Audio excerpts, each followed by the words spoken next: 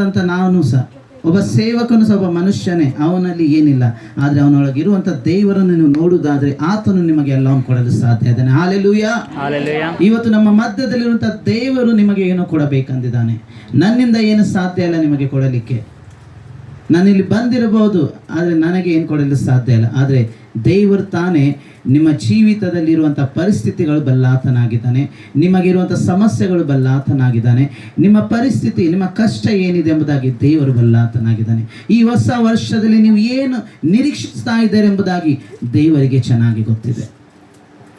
ನನಗೆ ಗೊತ್ತಿಲ್ಲ ನೀವು ಹೊಸ ವರ್ಷದಲ್ಲಿ ಏನು ಮಾಡಬೇಕೆಂಬುದಾಗಿ ಆಲೋಚಿಸ್ತಾ ಇದ್ದೀರಿ.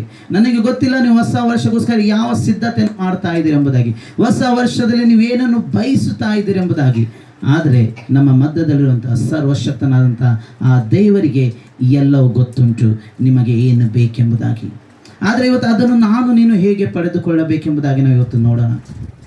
ನನ್ನ ಜೀವಿತದಲ್ಲಿ ಈಗಾಗಲೇ ಒಂದು ಒಳ್ಳೆಯ ವಿಷಯ ಹೇಳಿದ್ರು. ಏನಂತಂದರೆ 2 ವಿಷಯಗಳನ್ನು ಹೇಳಿದರು. ಇನ್ನು ನಾವು ಈ ವರ್ಷದಲ್ಲಿ ಇದುವರೆಗೂ ಹೇಗೆ ಜೀವಿಸಿದವೋ ಗೊತ್ತಿಲ್ಲ. ಆದರೆ ಇನ್ನು ಮುಂದೆ ನಾನು ನನಗಾಗಿ, ನನ್ನ ಸ್ವಾರ್ಥಕ್ಕಾಗಿ, ನನ್ನ ಇಷ್ಟಕ್ಕಾಗಿ, ನನಗೆ ಮನಸ್ಸಿಗೆ ಬಂದಂಥ ರೀತಿಯಲ್ಲಿ ನಾನು ಜೀವಿಸದೆ ನನಗೋಸ್ಕರ ಪ್ರಾಣ ಕೊಟ್ಟಂತಹ ಯೇಸುಗೋಸ್ಕರ ನಾನು ಜೀವಿಸುವನಾಗಿರಬೇಕು. ಯಾವಾಗ ನಾನು ಆತನಲ್ಲಿ ಜೀವಿಸ್ತೇನೋ ನಿಜವಾದ ರೀತಿಯಲ್ಲಿ ನಾನು ಆತನಲ್ಲಿ ನೂತನ ಸೃಷ್ಟಿಯಾಗುತ್ತೇನೆ. ನಿನ್ನೆ ಸಹ ಪ್ರಸಂಗ ಮಾಡುತ್ತಿರುವಾಗ ಅಲ್ಲಿ ಒಂದು ವಿಷಯವನ್ನು ಹೇಳಿದ್ದೇನೆ. ಏನಂದರೆ, ಜನರು ಹೊಸ ವರ್ಷಗೋಸ್ಕರ ಕಾದಿರುತ್ತಾರೆ. ನಮ್ಮ ಜೀವಿತದಲ್ಲಿ ಅನೇಕ ಹೊಸ ವರ್ಷಗಳು ಬರ್ತವೆ, ಹೋಗ್ತಾ ಇರ್ತವೆ. ನಿನ್ನೆ ಕಳೆದೋದಂಥ, ಗತಿಸಿ ಹೋದಂಥ ವರ್ಷವು ಇವತ್ತು ನಾವು ನೋಡೋಕ್ಕೆ ಸಾಧ್ಯ ಇಲ್ಲ. ಈ ವರ್ಷನೂ ನೋಡ್ತಾ ನೋಡ್ತಾ ಮುಗಿದು ಹೋಗುತ್ತದೆ. ಆದರೆ ನಿನ್ನ ಜೀವಿತದಲ್ಲಿ ಹೊಸ ಕಾರ್ಯ ಇಲ್ಲದಿದ್ದರೆ ಎಷ್ಟೇ ಹೊಸ ವರ್ಷಗಳು ಬಂದರೂ ಸಾಧ್ಯ ಏನು ಲಾಭ ಇಲ್ಲ. ನಿನ್ನ ಜೀವಿತದಲ್ಲಿ ಹೊಸದಾದಂಥ ಕ್ರಿಸ್ತನ ಒಂದು ಬಾಳು ನನ್ನಲ್ಲಿ ಇರದಿದ್ದರೆ, ಕ್ರಿಸ್ತನ ಒಂದು ಜೀವನ ನನ್ನ ಒಳಗೆ ಇರದಿದ್ದರೆ, ನಾನು ಎಷ್ಟೇ ಹೊಸ ವರ್ಷಗಳು ಆಚರಿಸಿದರೆ ಏನು ಲಾಭ ಇಲ್ಲ.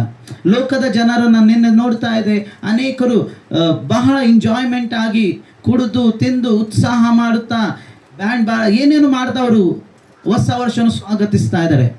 ಆದರೆ ಅವರ ಜೀವಿತದಲ್ಲಿ ಹೊಸದೇನಿದೆ, ಏನು ಇವತ್ತು ಮಾಡ್ತಾ ಇದ್ದಾರೆ ಅವರು 31st ನೈಟ್ ಏನು ಮಾಡ್ತಾ ಇದ್ದಾರೆ, ನೆಕ್ಸ್ಟ್ ಡೇ ಕೂಡ ಅದನ್ನೇ ಮಾಡುವಂಥವ್ರಾಗಿದೆ. ಇದರಲ್ಲಿ ಏನು ಹೊಸದು? ನಾನು ಆ್ಯಕ್ಚುಲಿ ಇಲ್ಲಿ ಬರುವಾಗ ಬೇರೆ ಏನೋ ವಿಷಯ ಮಾತಾಡಬೇಕೆಂಬುದಾಗಿ ನಾನು ಕೆಲವೊಂದು ಪ್ರಿಪ್ರೇಷನ್ ಮಾಡಿದೆ. ಬಟ್ ನನಗೆ ಅನಿಸ್ತದೆ ನಾನು ಈ ಮೆಸೇಜ್ ಆ್ಯಕ್ಚುಲಿ ಅಲ್ಲಿ ಮಾಡಬೇಕಾಗಿತ್ತು, ಅಲ್ಲಿ ದೇವರು ಬೇರೆ ವಿಷಯವಾಗಿ ನಡೆಸಿದೆ. ಆದರೆ ಇವತ್ತು ನನಗೆ ಅನಿಸ್ತದೆ ಇವತ್ತು ನಿಮ್ಮ ಹತ್ರ ಈ ವಿಷಯದಲ್ಲಿ ಮಾತಾಡಬೇಕೆಂಬುದಾಗಿ ದೇವರು ನನ್ನನ್ನು ನಡೆಸ್ತಾನೆ ಎಂಬುದಾಗಿ ನಾನು ನಂಬುತ್ತಾ ಇದ್ದೇನೆ. ಈ ಒಂದು ದಿನ ಏನು ವಿಷಯವಾಗಿ, ಯಾವ ರೀತಿ ನಾನು ಹೊಸ ವರ್ಷದಲ್ಲಿ ನಿಜವಾಗಿ ಒಂದು ಒಳ್ಳೆಯ ಆಶೀರ್ವಾದಕ್ಕೆ ಪಾತ್ರನಾಗುತ್ತೇನೆ. ನನ್ನ ಜೀವಿತದಲ್ಲಿ ಒಂದು ಆಶೀರ್ವಾದ ಬರಬೇಕಾದ್ರೆ ನಾನು ನೀನು ಯಾವಾಗಲೂ ಮಾಡಬೇಕಾದಂಥ ಒಂದು ಶ್ರೇಷ್ಠ ಕಾರ್ಯ ಏನೆಂಬುದಾಗಿ, ನನ್ನ ದೇವರು ನಿನ್ನಿಂದ ಬಯಸುವಂಥದ್ದು ಏನೆಂಬುದಾಗಿ. ಈ ಹೊಸ ವರ್ಷದಲ್ಲಿ ಮೊದಲನೇದಾಗಿ ನಿಜವಾಗಿ ಅಯ್ಯವ್ರು ಹೇಳಿದ ಹಾಗೆ ನಾವು ಕ್ರಿಸ್ತನಿಗಾಗಿ ಜೀವಿಸುವಂಥದ್ದು ಕಲಿಯಬೇಕು.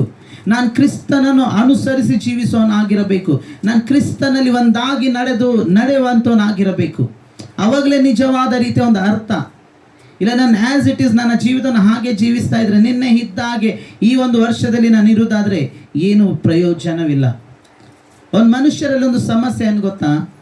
ಮನುಷ್ಯನ ಹೇಗಿದ್ದಾನೆ ಅಂತಂದರೆ ನೋಡಿ, ಎಲ್ಲ ವಿಷಯಗಳು ಮಾರ್ಪಡ್ತವೆ, ಆದರೆ ಮನುಷ್ಯನ ಮಾರ್ಪಡೋದು ಬಹಳ ಕಷ್ಟ. 24ನೇ ವರ್ಷ ತಿರುಗಿ ಬರ್ತದ? ನೀವು ಎಷ್ಟು ತಲೆ ಹೊಡ್ಕೊಂಡ್ರು ಬಾ ಅಂತಂದ್ರೆ ಬರ್ತದೆ 24, 25 ಬರ್ತದೆ, ನಂತರ 26 ಬರ್ತದೆ. ಆದರೆ ಗತಿಸಿ ಹೋದಂಥ ದಿನ ತಿರುಗಿ ಬರುವುದಿಲ್ಲ. ಆದರೆ ನನ್ನ ಜೀವಿತದಲ್ಲಿ ಅನೇಕ ವಿಷಯಗಳು ನಮ್ಮ ಜನನದಿಂದ ತೆಗೆದುಕೊಂಡು ಇವತ್ತುವರೆಗೂ ಎಲ್ಲೋ ಬಚ್ಚಿಟ್ಕೊಂಡಿದೆ. ಇವತ್ತಿವರೆಗೂ ಹಳೆ ಕಾರ್ಯಗಳು ನನ್ನೊಳಗೆ ಇದ್ದಾವೆ, ಅವನು ಬಿಡಲು ಸಾಧ್ಯ ಆಗುತ್ತಾ ಇಲ್ಲ. ಯಾಕೆ ಸಾಧ್ಯ ಆಗ್ತಾ ಇಲ್ಲ ಅಂದರೆ, ಯಾಕಂದರೆ ನಾವು ಪೂರ್ಣ ರೀತಿ ನಮ್ಮನ್ನು ನಾವು ಕ್ರಿಸ್ತನಿಗೆ ಒಪ್ಪಿಸ್ತಾ ಇಲ್ಲ. ನಾವು ಹೊಸ ವರ್ಷ ಆಚರಣೆ ಮಾಡ್ತೇವೆ, ಹೊಸ ವರ್ಷ ಸೆಲೆಬ್ರೇಷನ್ ಮಾಡ್ತೇವೆ, ಹೊಸ ಬಟ್ಟೆಗಳು ಹಾಕ್ಕೊತೇವೆ, ಉತ್ಸಾಹದಿಂದ ಚರ್ಚಿಗೆ ಬರ್ತಾ ಇದ್ದೇವೆ, ಎಲ್ಲ ಹೊಸದನ್ನಾಗಿ ಮಾಡ್ತೇವೆ. ನಾನು ನಂಬುತ್ತೇನೆ ಈ ಕ್ರಿಸ್ಮಸ್ ದಿನಗಳಲ್ಲಿ ನಾವು ನಮ್ಮ ಮನೆಗಳನ್ನು ಚೆನ್ನಾಗಿ ಪೇಂಟ್ ಮಾಡಿರ್ಬೋದು, ನಾವು ಎಲ್ಲರೂ ಹೊಸ ಬಟ್ಟೆಗಳು ತೊಗೊಂಡಿರ್ತೇವೆ, ಎಲ್ಲ ಹೊಸದಾಗಿ ಮಾಡ್ತೇವೆ. ಆದರೆ ಇದರಿಂದ ನನ್ನ ಜೀವಿತ ಹೊಸದಾಗಲು ಸಾಧ್ಯವಾ? ನಿಜವಾಗಿ ಮಾರ್ಪಾಡು ನನ್ನ ಒಳಗೆ ಬರಬೇಕು. ನಾನು ಹೊಸ ಬಟ್ಟೆ ಧರಿಸಿಕೊಳ್ಳೋದ್ರಿಂದ ಹೊಸೊಬ್ಬನಾಗಕ್ಕೆ ಸಾಧ್ಯ ಇಲ್ಲ. ನನ್ನ ಮನೆಗೆ ಒಳ್ಳೆ ಪೇಂಟ್ ಹೊಡಿದ್ರಿಂದ ನಾನು ಹೊಸೊಬ್ಬನಾಗೋದಕ್ಕೆ ಸಾಧ್ಯ ಇಲ್ಲ. ದೇವರು ಬಯಸೋನಾಗಿದ್ದಾನೆ ನಾನು ನೀನು ಮಾರ್ಪಡಬೇಕೆಂಬುದಾಗಿ. ನನ್ನ ನಿನ್ನ ಜೀವಿತ ಮಾರ್ಪಡಬೇಕೆಂಬುದಾಗಿ, ನನ್ನ ನಿನ್ನ ಸ್ವಭಾವಗಳು ಮಾರ್ಪಡಬೇಕೆಂಬುದಾಗಿ, ನನ್ನ ನಿನ್ನ ಆಲೋಚನೆಗಳು ಮಾರ್ಪಡಬೇಕೆಂಬುದಾಗಿ. ನಾನು ನೂತನ ಸೃಷ್ಟಿ ಆಗಬೇಕಂದ್ರೆ, ನಿಜವಾಗಿ ನೂತನ ಸೃಷ್ಟಿ ಅಂದರೆ ಏನಂದ್ರೆ ಕೇವಲ ಈ ವಸ್ತುಗಳು ಮಾತ್ರವಲ್ಲ, ನಾನು ನೀನು ನೂತನ ಆಗಬೇಕು. ಎದುವರೆಗೂ ನಾನು ನೂತನವಾಗುವುದಿಲ್ಲೋ, ನನ್ನ ಸ್ವಭಾವಗಳನ್ನು ಮಾರ್ಪಡೆದುಕೊಳ್ಳೋ, ಅದುವರೆಗೂ ನಾವು ನಿಜವಾದ ರೀತಿಯಲ್ಲಿ ದೇವರ ಆಶೀರ್ವಾದ ಹೊಂದಕ್ಕಾಗಲ್ಲ. ನಾನು ನಂಬುತ್ತೇನೆ, ಈ ವರ್ಷದಲ್ಲಿ ನಾವು ಅನೇಕರು ಏನು ಆಲೋಚನೆ ಮಾಡ್ತಾ ಇದ್ವಿ ಅಂತಂದರೆ, ನಾವು ಕಳೆದ ವರ್ಷದಲ್ಲಿ ಏನೇನು ಕಳೆದುಕೊಂಡಿದ್ದೆವು, ಏನೇನು ಕಷ್ಟಗಳನ್ನು ಅನುಭವಿಸಿದೆವು, ಏನು ಸಮಸ್ಯೆಗಳು ನಮ್ಮ ಜೀವಿತದಲ್ಲಿ ಬಂದು, ಏನೆಲ್ಲ ಹೋರಾಟಗಳು ಆದವು. ಈಗ ಅದು 25ನೇ ವರ್ಷದಲ್ಲಿ ಏನು ಎದುರು ನೋಡ್ತಾ ಇದ್ದೇವೆ, ದೇವರೇ ಈ ವರ್ಷ ಆದರೂ ಏನಾಗಬೇಕು, ಚೆನ್ನಾಗೇ ಇರಬೇಕು. ಈ ವರ್ಷ ಆದರೂ ನನ್ನ ಕುಟುಂಬಕ್ಕೆ ಚೆನ್ನಾಗಿರಬೇಕು. ಈ ವರ್ಷ ಆದರೂ ನಮ್ಮ ಸಂಬಂಧಗಳಿಗೆ ಚೆನ್ನಾಗಿರಬೇಕು. ಈ ವರ್ಷ ಆದರೂ ನನ್ನ ಮಕ್ಕಳಿಗೆ ಚೆನ್ನಾಗಿರಬೇಕು. ಈ ವರ್ಷ ಆದರೂ ನನ್ನ ಕೆಲಸದಲ್ಲಿ ನನಗೆ ಚೆನ್ನಾಗಿರಬೇಕು ಎನ್ನುವಂಥ ಒಂದು ಆಲೋಚನೆಯೊಂದಿಗೆ 31st ಸ್ಟಾರ್ಟ್ ಆಗ್ತದೆ. ನೈಟ್ ಆಗುವ ನಂತರ ಈ ಫಸ್ಟ್ಗೆ ಬರುವಂಥ ನಂತರ ಇದು ಬರ್ತಾ ಎಲ್ಲೋ ಕಳೆದೋಗಿರ್ತದೆ. ನೆಕ್ಸ್ಟ್ ಡಿಸೆಂಬರ್ 31 ಬರುವಾಗಲೇ ನನ್ನ ನೆನಪು ಬರ್ತದೆ, ಮತ್ತೆ ಏನೋ ಹೊಸದಾಗಿ ನಾನು ಮಾಡಬೇಕೆಂಬುದಾಗಿ. ಇವತ್ತು ಆ ರೀತಿಯಲ್ಲಿ ನಾವು ಇರಬಹುದು. ನಾವು ನಿಜವಾಗಿ ದೇವರಿಗೆ ಮಾಡಬೇಕಾದಂಥ ಕಾರ್ಯಗಳು, ದೇವರು ನಿನ್ನಿಂದ ಏನು ಬಯಸ್ತಾ ಇದ್ದಾನೆ, ಈ ವರ್ಷದಲ್ಲಿ ನಾವು ಇದನ್ನು ಸರಿಯಾದ ರೀತಿಯಲ್ಲಿ ಮಾಡುವುದಾದರೆ, ಒಂದು ವಿಷಯದ ಅಯ್ಯ ಹೇಳಿದ್ದಾರೆ, ಎರಡನೇದು ನಾನು ನಿಮ್ಮ ಮುಂದೆ ಇಡಲು ಇಷ್ಟಪಡ್ತೇನೆ. ಇದನ್ನು ನಮ್ಮ ಜೀವಿತದಲ್ಲಿ ನಾವು ಮಾಡುವುದಾದರೆ ನಿಜವಾದ ದೇವರ ಆಶೀರ್ವಾದವು ನಿನ್ನನ್ನು ಫಲಿಸುವಂಥದ್ದಾಗಿದೆ.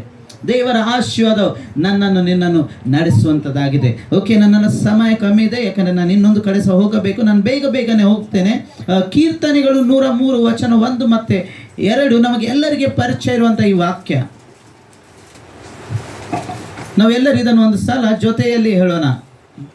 ಕೀರ್ತನೆಗಳು 103 1 2. ನೀವು ತೆಲುಗಲ್ಲಿ ಹೇಳೋದಿದ್ರೆ ತೆಲುಗಲ್ಲಿ ಹೇಳ್ರಿ, ನಾನು ಕನ್ನಡದಲ್ಲಿ ಹೇಳ್ತೇನೆ, ನೀವು ತೆಲುಗಲ್ಲಿ ಹೇಳ್ಬೋದು. ಜೊತೆಯಲ್ಲಿ ಎಲ್ಲರೂ ಸೇರಿ ಹೇಳೋಣ, ಈ ವಾಕ್ಯವನ್ನು ಆರೈಕೆ ಮಾಡೋಣ. ನನ್ನ ಮನವೇ ಯೆಹೋವನನ್ನು ಕೊಂಡಾಡು, ನನ್ನ ಸವೆಯಿಂದಿಗಳೇ ಆತನ ಪರಿಶುದ್ಧ ನಾಮವನ್ನು ಕೀರ್ತಿಸಿರಿ. ನನ್ನ ಮನವೇ ಯೆಹೋವನನ್ನು ಕೊಂಡಾಡು, ಆತನು ಮಾಡಿದಂಥ ಉಪಕಾರಗಳಲ್ಲಿ ಒಂದನ್ನು ಮರೆಯಬೇಡ. ಒಂದ್ಸಲ ಎಲ್ಲರೂ ಜೋರಾಗಿ ಹೇಳ್ತಾರೆ, ಒಂದ್ಸಲ ತೆಲುಗಲ್ಲಿ ಹೇಳಿಸ್ರಿ. ಜೋರಾಗಿ ಕಮಾನ್, ಜೋರಾಗಿ. ಊಟ ಮಾಡಿಲ್ಲ? 1 2 1 2. నా ప్రాణమా యెహోవాను సన్నుతించు, నా అంతరంగమునున్న సమస్తమా ఆయన పరిశుద్ధ నామమును సన్నుతించుము. నా ప్రాణమా యెహోవాను సన్నుతించుము, ఆయన చేసిన కార్యములలో దేనిని మరువకు. ಇವತ್ತಿನ ವಿಷಯ ಏನಂದ್ರೆ, ದೇವರು ಮಾಡಿದ ಉಪಕಾರಗಳನ್ನು ಮರೆಯಬಾರದು. ದೇವರು ಮಾಡಿದ ಉಪಕಾರಗಳನ್ನು ನೆನೆಸುವುದು. ಇಲ್ಲಿ ದಾವಿದನು ಹೇಳ್ತಾ ಇದ್ದಾನೆ, ಆತನು ಮಾಡಿದಂಥ ಉಪಕಾರಗಳನ್ನು ಮರೆಯಬೇಡ ಎಂಬುದಾಗಿ ಹೇಳುವ ಆತನಾಗಿದೆ. ಆತನು ಇನ್ನು ಯಾರಿಗೋಸ್ಕರ ಅಲ್ಲ, ಆದರೆ ತನ್ನಗೋಸ್ಕರ ತಾನು ಹೇಳ್ಕೊಳ್ತಾ ಇದ್ದಾನೆ, ತನ್ನ ಅಂಗಗಳಿಗೆ ಹೇಳ್ತಾ ಇದ್ದಾನೆ, ತನ್ನ ಜೀವಿತದಲ್ಲಿ ನಡೆದಂಥ ಕಾರ್ಯಗಳಿಗೋಸ್ಕರ ಆತನು ದೇವರಿಂದ ಏನೆಲ್ಲ ಅನುಭವ ಮಾಡಿದಾನೆ ಅದಕ್ಕೋಸ್ಕರ ತನ್ನನ್ನು ತಾನು ಏನು ಹೇಳ್ತಾ ಇದ್ದ ಅಂದರೆ, ನೀನು ದೇವರು ಮಾಡಿದಂಥ ಉಪಕಾರವನ್ನು ಮರೆಯಬೇಡ. ಇವತ್ತು ನನಗೂ ನಿನಗೂ ದೇವರ ವಾಕ್ಯ ಹೇಳ್ತಾ ಇದೆ, ದೇವರು ಮಾಡಿದಂಥ ಉಪಕಾರವನ್ನು ಮರೆಯಬೇಡ. ಇವತ್ತು ಒಂದು ದಿನ ಬಂದು ನಾವು ದೇವರಿಗೆ ಸ್ತುತಿ ಸ್ತೋತ್ರಗಳನ್ನು ಮಾಡುತ್ತೇವೆ. ಈ ಒಂದು ದಿನ ನಾವು ಉಲ್ಲಾಸಗೊಳ್ಳುತ್ತೇವೆ, ಒಂದು ದಿನ ನಾವು ಹರ್ಷದಿಂದ ಇರುತ್ತೇವೆ. ಆದರೆ ಉಳಿದ ದಿನಗಳು ನಾನೇನು ನಿಜವಾಗಿ ದೇವರ ಉಪಕಾರಗಳನ್ನು ಸ್ಮರಿಸುವನಾಗಿದ್ದೇನೆ. ನನ್ನ ದೇವರು ಕೇವಲ ವರ್ಷದಲ್ಲಿ ಒಂದು ಸಲ ಮಹತ್ ಕಾರ್ಯಗಳನ್ನು ಮಾಡುವಂಥ ದೇವರಲ್ಲ. ನನ್ನ ದೇವರು ಕೆಲವೊಂದು ಸಂದರ್ಭಗಳಲ್ಲಿ ಅದ್ಭುತಗಳನ್ನು ಮಾಡುವಂಥ ದೇವರಲ್ಲ. ಪ್ರತಿನಿತ್ಯವೂ ನಿನ್ನನ್ನು ನಡೆಸುವಂಥ ನನ್ನ ದೇವರು ಆಗಿದ್ದಾನೆ. Hallelujah, hallelujah. ಹಾಗಾದ್ರೆ ಯಾಕೆ ದಾವಿದನು ಇದರ ಬಗ್ಗೆ ಹೇಳ್ತಾರೆ, ಯಾಕೆ ನಾವು ದೇವರ ಉಪಕಾರಗಳನ್ನು ಮರೆಯಬಾರದೆಂದು ದಾವಿದನು ಈ ಕೀರ್ತನೆಯಲ್ಲಿ ಹೇಳ್ತಾ ಇದ್ದಾನೆ? ಯಾಕೆ ಈ ವಿಷಯವನ್ನು ಇಷ್ಟು ಒತ್ತಿ ಹೇಳ್ತಾ ಇದ್ದಾನೆ? ದೇವರ ಉಪಕಾರಗಳು ನೆನೆಸಬೇಕು, ದೇವರ ಕಾರ್ಯಗಳು ನೆನೆಸಬೇಕೆಂಬುದಾಗಿ ನಾವೊಂದು ವಚನವನ್ನು ನೋಡೋಣ, ಅದರಲ್ಲಿ ನಾವು ಅರ್ಥ ಮಾಡಿಕೊಳ್ಳೋಣ. ಯಾಕೆ ನಾವು ದೇವರ ಉಪಕಾರಗಳನ್ನು ನೆನೆಸಬೇಕೆಂಬುದಾಗಿ, ಯಾಕೆ ನಾವು ದೇವರ ಉಪಕಾರಗಳನ್ನು ಮರೆಯಬಾರದೆಂಬುದಾಗಿ. ಈ ವರ್ಷದಲ್ಲಿ ನಾವು ಇದನ್ನು ಕಲಿಯುವುದಾದರೆ ನಾನು ನಂಬುತ್ತೇನೆ, ಒಂದು ಶ್ರೇಷ್ಠ ಆಶೀರ್ವಾದ ನಿಮಗೋಸ್ಕರ ಕಾದಿದೆ. ಯಾಕಂದರೆ ನನ್ನ ದೇವರು ತನ್ನ ಉಪಕಾರಗಳು ನೆನೆಸುವವರಿಗೆ ಆತನು ಮರೆಯುವಂಥ ದೇವರಲ್ಲ. ನಾನು ನೀನು ಮರೆತರು ಆತನು ನಿನ್ನನ್ನು ಮರೆಯುವಂಥ ದೇವರಲ್ಲ. ನಾವು ನೋಡೋಣ ಯಾಕೆ ಈ ಒಂದು ವಿಷಯದಲ್ಲಿ ಇವತ್ತು ದಾವಿದನು ಹೇಳ್ತಾ ಇದ್ದಕ್ಕೆ ದೇವರ ಉಪಕಾರಗಳನ್ನು ಮರೆಯಬೇಡ. ಲೂಕನು ಬರೆದ ಸುವಾರ್ತೆ 17ನೇ ಅಧ್ಯಾಯ ವಚನ 15 ಮತ್ತು 19ರಲ್ಲಿ ಒಂದು ಘಟನೆ ಇಲ್ಲಿ ನಡೀತಾ ಇದೆ. ನಾನು ಇದನ್ನು ಹೇಳ್ತೇನೆ, ನೀವು ಬೇಕಾದ್ರೆ ಇದನ್ನು ರೆಫರೆನ್ಸ್ ಬರ್ಕೋರಿ ನೀವು. ಓಕೆ, ಲೂಕನು ಬರೆದ ಸುವಾರ್ತೆ 17ನೇ ಅಧ್ಯಾಯ ವಚನ 15 ಮತ್ತು 19ರಲ್ಲಿ ಇಲ್ಲಿ ಒಂದು ಘಟನೆ ಏನಂದ್ರೆ 10 ಜನ ಕುಷ್ಠರೋಗಿಗಳ ಬಗ್ಗೆ ಇಲ್ಲಿ ನಾವು ನೋಡ್ತೇವೆ. ಎಷ್ಟು ಜನ? 10 ಜನ ಕುಷ್ಠರೋಗಿಗಳ ಬಗ್ಗೆ ನಾವು ನೋಡ್ತೇವೆ. ನಮಗೆಲ್ಲರಿಗೆ ಈ ಕತೆ ಚೆನ್ನಾಗಿ ಗೊತ್ತಿದೆ, ಅಲ್ಲಿ ಏನು ಆಯಿತು ಎಂಬುದಾಗಿ. ಆ 10 ಜನ ಯೇಸು ಸ್ವಾಮಿಯ ಬಳಿಗೆ ಬಂದರು. ಯೇಸು ಸ್ವಾಮಿ 10 ಜನರನ್ನು ಗುಣಪಡಿಸಿದನು, ಒಬ್ಬನನ್ನು ಗುಣಪಡಿಸಿದನು. 10 ಜನರನ್ನು ಆತನ ಏನು ಮಾಡಿದ್ದಾನೆ? ಗುಣಪಡಿಸಿದ್ದಾನೆ, ಸ್ವಸ್ಥ ಮಾಡಿದ್ದಾನೆ. ಆದ್ರೆ ತಿರುಗಿ ಬಂದವರು ಎಷ್ಟು ಜನ? ಒಬ್ಬನೇ. ಹಲ್ಲೆಲೂಯಾ. ಇವತ್ತು ಈ ಸಭೆಯಲ್ಲಿ ಅನೇಕ ಜನರು ಬಂದಿರಬೇಕು, ಅನೇಕ ಜನರು ಬಂದು ಹೋಗಿರಬಹುದಲ್ಲ, ಅವ್ರು ಬೇಕಾದಂಥ ಆಶೀರ್ವಾದವನ್ನು ಹೊಂದಿಕೊಂಡು ತಿರುಗಿ ಲೋಕಕ್ಕೆ ಹೋಗಿಬಿಟ್ಟರು. ಆದರೆ ಎಷ್ಟು ಜನರು ಇವತ್ತು ದೇವರ ಕಡೆ ತಿರುಗಿ ಬಂದಿದ್ದಾರೆ? ಇಲ್ಲಿ ನೋಡ್ತಾ ಇದ್ರೆ ಯೇಸು ಸ್ವಾಮಿ ಒಂದು ಪ್ರಶ್ನೆ ಕೇಳ್ತಾ ಇದ್ರೆ, ಈ ಒಬ್ಬ ಸಮರ್ಯದವನು ಬಿಟ್ಟು ಇನ್ನು ಬೇರೆ ಯಾರಿಲ್ಲವೋ ದೇವರನ್ನು ಸ್ತುತಿಸೋದಕ್ಕೋಸ್ಕರ, ದೇವರ ಉಪಕಾರವನ್ನು ನೆನೆಸೋದಕ್ಕೋಸ್ಕರ? ಅಂದರೆ ಏನು ಗೊತ್ತಾ, ದೇವರು ಸಹ ಬಯಸುವನಾಗಿದ್ದಾನೆ, ಆತನ ಉಪಕಾರಗಳನ್ನು ಆತನ ಜನರು ಮರೆಯಬಾರದೆಂಬುದಾಗಿ. ಹಾಗಾಗಿ ದಾವಿದನು ಹೇಳುತ್ತಾ ಇದ್ದಾನೆ, ನನ್ನ ಮನವೇ ನೀನು ದೇವರು ಮಾಡಿದಂಥ ಉಪಕಾರವನ್ನು ಏನು ಮಾಡಬೇಡ, ಮರಬೇಡ. ನಮ್ಮ ಕೈಗಳನ್ನು ನಮ್ಮ ಎದೆ ಮೇಲೆ ಇಟ್ಟು ಹೇಳೋಣ, ನನ್ನ ಮನವೇ ದೇವರು ಮಾಡಿದಂತ ಉಪಕಾರವನ್ನು ಮರೆಯಬೇಡ.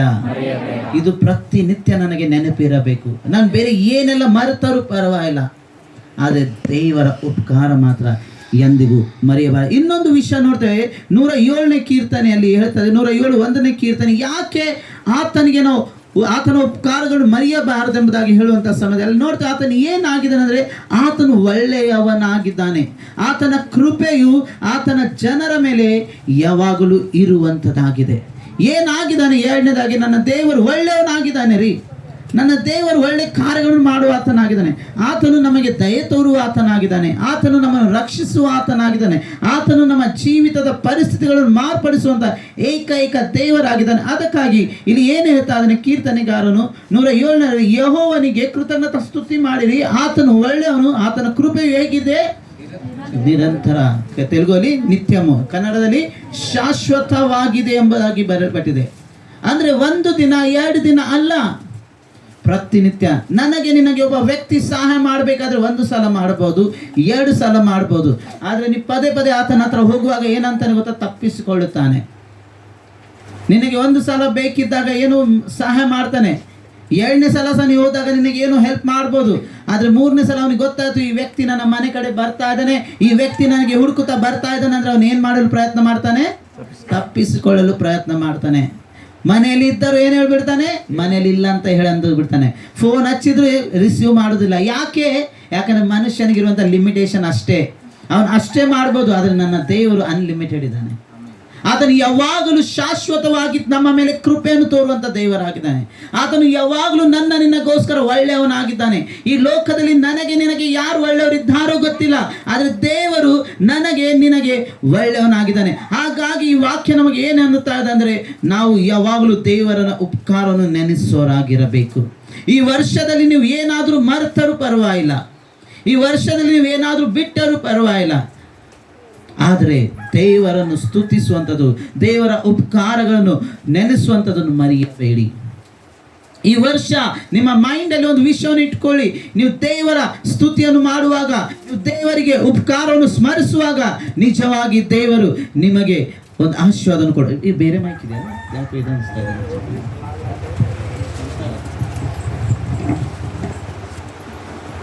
ನಾವು ಬೇರೆ ಏನಾರು ಮರೆತರು, ಆದರೆ ದೇವರು ಮಾಡಿದಂಥ ಉಪಕಾರವನ್ನು ಮರೆಯಬಾರದೆಂಬುದಾಗಿ ಇವತ್ತು ನಾವು ಕಲಿತುಕೊಳ್ಳಬೇಕು. ನಾವು ನೋಡೋಣ ಯಾವ ವಿಷಯಗಳಿಗಾಗಿ ನಾವು ದೇವರಿಗೆ ಉಪಕಾರ ಸ್ತುತಿಯನ್ನು ಸಲ್ಲಿಸಬೇಕೆಂಬುದನ್ನು. ಈ ದಿನ ನಮಗೆ ಗೊತ್ತಾಗಬೇಕು, ಯಾವ ಕಾರ್ಯಗಳು, ಯಾವ ವಿಷಯಕ್ಕಾಗಿ ನಾನು ದೇವರಿಗೆ ಉಪಕಾರ ಸ್ತುತಿ.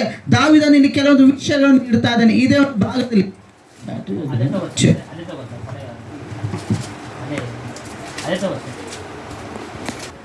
ಇಲ್ಲಿ ನಾವು ನೋಡ್ತಾ ಇದ್ದೇವೆ, ಮುಂದಿನ 3 ವಚನಗಳಲ್ಲಿ 5 ವಿಷಯಗಳಿದ್ದಾವೆ. ಎಷ್ಟು ವಿಷಯಗಳಿದ್ದಾವೆ?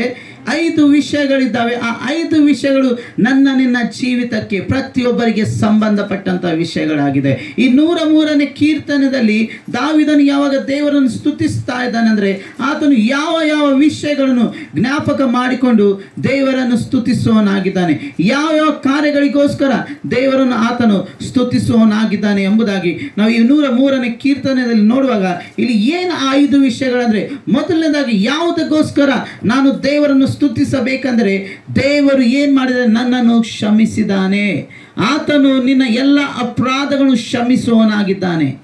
ಇವತ್ತು ನಿನ್ನ ಅಪರಾಧಗಳು ಯಾರು ಕ್ಷಮಿಸದೇ ಇರಬಹುದು, ನಾನು ನಿನ್ನ ಮಾಡಿದಂಥ ತಪ್ಪುಗಳನ್ನು ಯಾರು ಮರೆಯದೇ ಇರಬಹುದು, ಆದರೆ ದೇವರು ಒಬ್ಬನೇ ಇದ್ದಾನೆ, ನಿನ್ನ ತಪ್ಪುಗಳನ್ನು ನನ್ನ ತಪ್ಪುಗಳನ್ನು ಕ್ಷಮಿಸುವವನಾಗಿದ್ದಾನೆ, ನನ್ನ ಅಪರಾಧಗಳನ್ನು ಕ್ಷಮಿಸುವವನಾಗಿದ್ದಾನೆ. ನಾನು ಏನಾದರೂ ಮಾಡಿದರೆ ಅದನ್ನು ಮರೆತು ಬಿಡ್ತಾನೆ ಎಂಬುದಾಗಿ ಇನ್ನೊಂದು ಕಡೆ ಕೀರ್ತನೆಗಾರನು ಹೇಳ್ತಾನೆ ಅಂದ್ರೆ, ಪೂರ್ವಕ್ಕೂ ಪಶ್ಚಿಮಕ್ಕೂ ಎಷ್ಟು ದೂರವಾಗಿದೆ ನಿನ್ನ ದ್ರೋಹಗಳು ನಾನು ನಿನ್ನಿಂದ ಏನು ಮಾಡಿದ್ದೇನೆ, ಅಷ್ಟು ದೂರ ಮಾಡಿದ್ದೇನೆ, ನಾನು ಅವುಗಳನ್ನು ನೆನೆಸಿಕೊಳ್ಳುವುದಿಲ್ಲ ಎಂಬುದಾಗಿ ಹೇಳ್ತಾನೆ.